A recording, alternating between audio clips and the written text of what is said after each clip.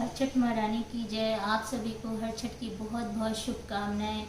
यह व्रत जो है कृष्ण के बड़े भाई बलराम के जन्म दिवस के उपलक्ष्य में मनाया जाता है और आज के दिन कुछ भी जोता बोया नहीं खाया जाता है। ये जारी चूली का इसमें जो है वृक्ष लगता है जिसको हमने गमले में लगा लिया है। 7 अनाजा लाते हैं हम। ये 7 अनाज जो है भुने हुए हैं। ये मैंने 6 कुल्हड़िया और जो है इसको कुल्हड़िया हम लोग बोलते हैं मिट्टी की। इसको हमने जो है 7 अनाजों से भरा है और ये 6 हमने मेवे से भरी हुई हैं। तो इसमें 12 लगी, 6 मेरे हस्बैंड के लिए हैं और 6 मेरे बेटे के लिए हैं। और इसके साथ में ही ये चावल होता है, देखिए ये तिन्नी का चावल बोलते हैं इसको, फसई का चावल बोलते हैं इसको। ये महुआ लगता है इसमें, ठीक है। और ये एपन से मैंने यहाँ पे पहले नीचे चौक बना ली थी और इन खाली कुल्हड़ियों को एपन से मैंने जो है इसको थोड़ा सा रंग लिया था। और अब मैं इन पत्तों को भी एपन से थोड़ा सा एपन लगाऊंगी इनमें।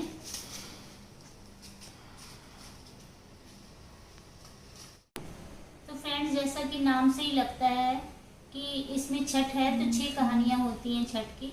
और ये अपने पुत्र के लिए और सुहाग के व्रत होता है जिसको करने से सभी मनोकामनाएं पूर्ण होती हैं और आपके पुत्र की लंबी आयु और सुहाग की लंबी आयु होती है। अब छठ मैया को आप एक कोई वस्त्र पहना दीजिए। मैं तो ब्लाउज पीस ले आती हूँ कि जिसको दूँ तो उसके काम आ जाए। अब थोड़े से फूल चढ़ा देती हूँ।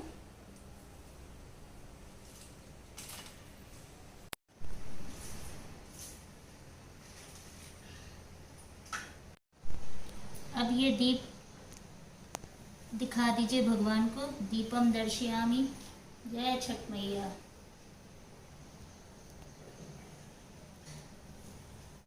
ये जो 6 कुल्हड़ियाँ और थी उसमें मैंने एक में फसई का चावल भरा है, एक में दही भरा है, एक में भहुआ भरा है, एक में मखाना भरा है, एक में मम्मी बालू भरती थी, एक में मैंने गुड़ रख दिया, मेरे पास बालू नहीं था। इस तरह से 6 ये अलग से भरी जाती हैं और इसमें 6 कहानियाँ होती हैं। तो मैं शुरू करती हूँ कहानी। तो एक राजा थे, एक रानी थी, उनकी एक ही संतान थी। राजा हमेशा जब भी वो सागर खुदवाता था तो उसमें कभी भी पानी नहीं भरता था। राजा बहुत परेशान था कि इतनी मेहनत करने के बाद भी सागर में पानी नहीं भरता है। तो किसी ने बताया कि राजा साहब, जिसकी एक संतान हो, एक पुत्र हो और वो अपने पुत्र की अगर उस सागर में बलि देगा तो पानी भर जाएगा सागर में। तो राजा ने सोचा कि मेरा ही एक पुत्र है, क्यों ना मैं ही इसकी बलि दे दूं। तो राजा ने रानी से कहा कि सुनो, तुम्हारी मम्मी की तबीयत बहुत खराब है, तुम्हारी माँ अंतिम समय में है और तुम्हें बहुत याद कर रही हैं, तो मैं चाहता हूँ कि तुम जाओ और मिलाओ। तो राजा ने जो है पालकी मंगाई और कहार लेकर के रानी को बैठा करके ले गए। रानी रोती हुई माँ के घर पहुंची। तो जब माँ सामने आई तो बोली, अरे माँ, तुम तो बिल्कुल ठीक हो, ये तो कह रहे थे तुम मरणासन अवस्था में हो, तुम मरने वाली हो, तुम्हारी बहुत तबीयत खराब है। तो माँ बोली, नहीं तो मैं तो बिल्कुल ठीक हूँ, मुझे तो कुछ नहीं हुआ। और तुम आज छठ के दिन कैसे चली आई खेतों को पार करते हुए? आज तो कुछ भी जो है जोते बोए पे चलते नहीं है, जोता बोया खाते नहीं है। तो वो बोली, माँ अभी तो हमने कुछ भी नहीं खाया। तो बोली, जाओ, जैसे आई हो वैसे वापस जाओ और छठ मैया की पूजा करो, तुम्हारा तो पुत्र है, तुम्हें छठ मैया की पूजा करनी चाहिए। तो वो रानी जो है उल्टे पांव कहारों के साथ चली आई। लौट रही थी रास्ते में तो देखा सागर लहलहा रहा है, पानी भरा हुआ है और सागर के किनारे पुरैन के पत्ते पर उसका लड़का खेल रहा है। बोली, अरे ये राजा साहब तो बड़े निहायत ही जो है केयरलेस आदमी हैं और इन्होंने बच्चे का ध्यान नहीं रखा। और बच्चा बताओ यहाँ खेल रहा है, अभी कुछ हो जाए पानी में डूब जाता। जल्दी से बच्चे को उठाया गोद में, उसका मुंह पोंछा आंचल से और घर पहुंची तो दरवाजा बंद था महल का। सब लोग खटखटाए, राजा साहब खोले ना, क्योंकि राजा साहब को लगा कि मैं तो अपने बच्चे का बलि दे आया हूँ, मैं रानी को क्या मुंह दिखाऊंगा। तो रानी ने कहा, अरे भाई खोलो, एक तो तुम बच्चे को भी बाहर छोड़ दिया और बताओ, मैं तो वो तो कहो ले आई मैं उसको, अभी कुछ हो जाता तो क्या होता। तो राजा साहब ने कहा, अरे ये कैसे हो गया, मैं तो बच्चे की बलि दे आया था, बेटे की। तो राजा साहब को थोड़ा ढांढस आया। उन्होंने खोला तो देखा रानी जो है अपने गोद में बच्चे को लिए हुए हैं। और बोली कि अरे माँ हमारी ठीक थी, तुमने ऐसे ही भेज दिया हमको झूठ मूठ, और आज छठ का दिन था, हमें पूजा करनी थी। तो राजा ने कहा कि हमसे बहुत बड़ी गलती हुई, हमने तुम्हारे साथ छल किया है, धोखा किया है। सागर भर नहीं रहा था तो मैंने अपने बच्चे की बलि दी है, लेकिन ये तुम्हारे गोदी में बच्चा जिंदा है, ये सब छठ मैया की कृपा से है। तुम जाओ अच्छे से पूजा करो छठ मैया की, जिन्होंने तुम्हें औलाद तुम्हारी सकुशल वापस की है। तो जैसे छठ मैया ने उनकी औलाद वापस की और उसको दीर्घायु किया, वैसे ही माता रानी सबके बच्चों की रक्षा करें, सबके बाल गोपाल स्वस्थ रहें। और इस तरह से एक कहानी संपूर्ण हुई। तो छठ मैया की दूसरी कहानी इस प्रकार है कि एक राजा था और उसकी एक रानी थी। जो रानी थी उसके कोई संतान नहीं थी, तो अतः दूसरा विवाह किया उसका, और छोटी वाली रानी के कई बच्चे हुए, पर बड़ी रानी के कोई भी संतान नहीं थी। वो बहुत परेशान थी। छोटी वाली रानी ने कहा कि राजा साहब, ये जो बांझन है इसकी कोई संतान नहीं, इसका मुंह देखना भी पाप है, अतः इसको महल से बाहर निकाल दिया जाए। हालांकि राजा अपनी बड़ी रानी को भी प्यार करता था, लेकिन उसे छोटी रानी की बात माननी पड़ी। तो एक गाय भी थी जिसके कोई बच्चा नहीं था, कोई बछड़ा नहीं था। तो राजा साहब ने अपने महल से बाहर नगर के किनारे एक महल बनवाया, उसमें अपनी बड़ी रानी को और उस गाय को वहाँ पर रहने के लिए छोड़ दिया। तो इस तरह से रानी बहुत दुखी रहती थी, कोई संतान नहीं थी।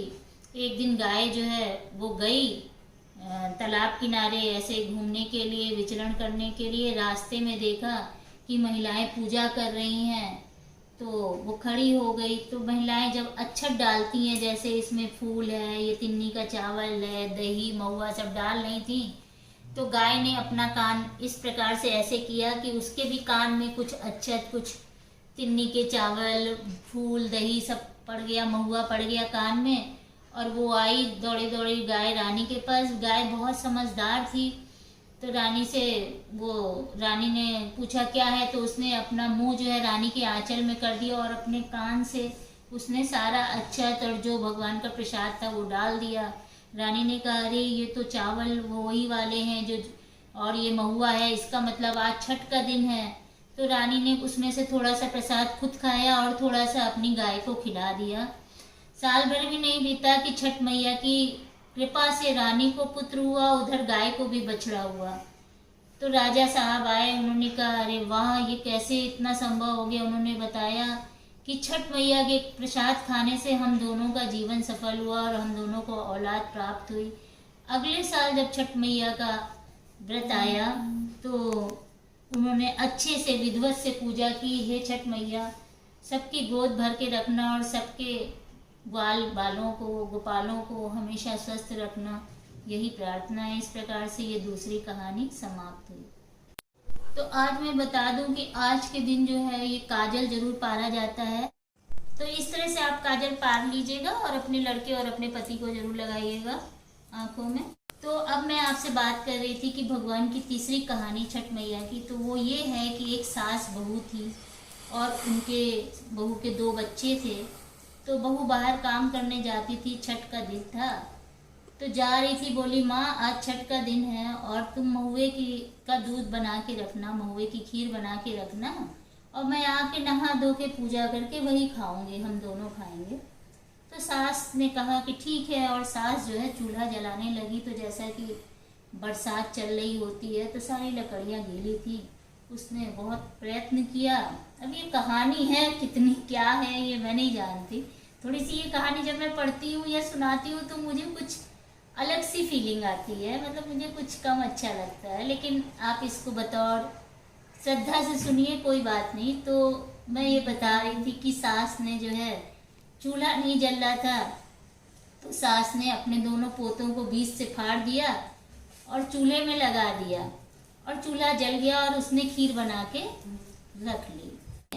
तो और जा करके राख, जो लड़कों को जला के जो राख बनी उसको उठा के घूरे पे डाल दिया, पोतों की जो राख थी। अब जब बहू आई काम से तो देखा घूरे पे गंदे गंदे बच्चे उसके दोनों खेल रहे हैं, तो उसे बड़ा बुरा लगा। बोली अम्मा जी को बिल्कुल भी ध्यान नहीं रहता, बताओ बच्चे आज तक त्योहार का दिन है, गंदे गंदे घूरे पे खेल रहे हैं। जल्दी से दोनों बच्चों को गोद में उठाया, घर गई, नहलाया धुलाया, माँ से बोली, माँ ये तुम क्या करा तुमने, देखो दोनों बच्चे आज त्योहार के दिन गंदे गंदे घूरे पे खेल रहे हैं। अब माँ तो अचरज में हो गई, रोने लगी, कहने लगी, बहू हमें माफ कर दो, चूल्हा जल नहीं रहा था, हमने इनको चीर के जला के तुम्हारे लिए मेवे वो महुए की खीर बना दी और इनको हमने घूरे पे डाल दिया। अरे वो बोली, ओफो तुमने तो माँ ये बड़ा अनर्थ कर दिया था, वो तो छठ मैया की कृपा थी। फिर बहू और सास ने बहुत विधिवत छठ मैया की पूरी श्रद्धा से पूजा की कि तुमने हमारा बेटा वापस कर दिया माँ, ऐसे ही हमारे बच्चों की रक्षा करना। और इस प्रकार ये तीसरी कहानी भी छठ मैया की खत्म हुई। तो जैसे उनके बच्चों की रक्षा हुई छठ मैया, वैसे हम सबके बच्चों की रक्षा करना माँ। तो ये 6 पत्ते मैंने इसके तोड़ लिए थे और उनको धो लिया है। ये चावल भीगा हुआ था, 6 में थोड़ा थोड़ा चावल रखा है मैंने और थोड़ा थोड़ा इसमें दही रखा जाएगा।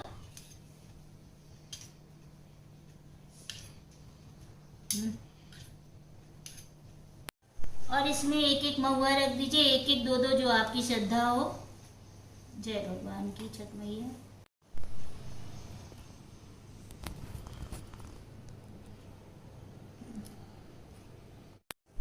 अब आपको जो ये है ना गमला, इसके अंदर सागर भरना पड़ता है। तो ये थोड़ा सा एपन डालते हैं, ये देखिए ये एपन डाल दिया मैंने और इसमें जल भर दिया।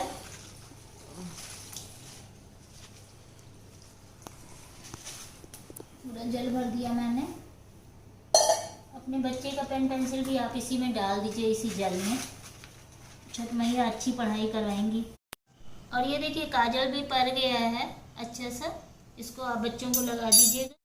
तो अब इसमें उल्टे हाथ से आपको 6 जो है गांठ लगानी पड़ती है। ये देखिए मैंने 1 लगाई, एक ही हाथ से लगानी पड़ती है। 1 2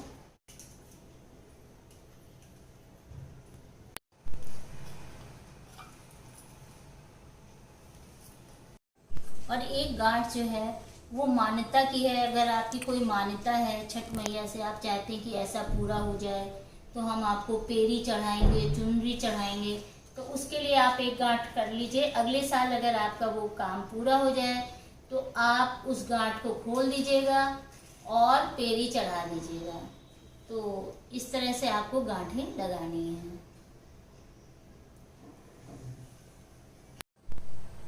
तो दोस्तों इसमें एक थोड़ा सा हंसी का भी वो है कि जैसे मैंने ये एक प्रसाद लिया और इसको मैं खाऊंगी, बिना बोले खाऊंगी, और मेरा बच्चा पूछेगा कि मम्मी क्या खा रही, तो मैं कहूँगी कुकरिया बनकर लिजरिया खा रही हूँ, या कुकरिया बनकर लिजरिया चाट रही हूँ। तो ठीक है, तो आपको वैसे ही खाना है और आपका बच्चा पूछेगा मम्मी क्या खा रही हो, मम्मी क्या खा रही हो, मम्मी क्या खा रही हो।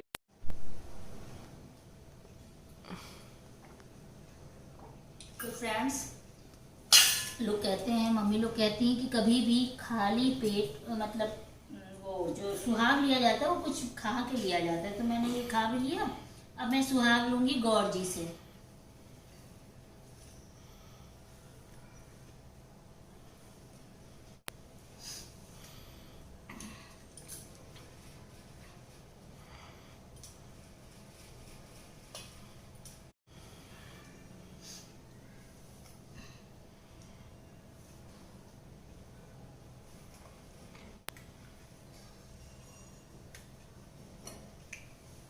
फ्रेंड्स, सबसे ज़्यादा ज़रूरी ये पूजा समाप्त हुई और सबसे ज़्यादा ज़रूरी है क्षमा याचना।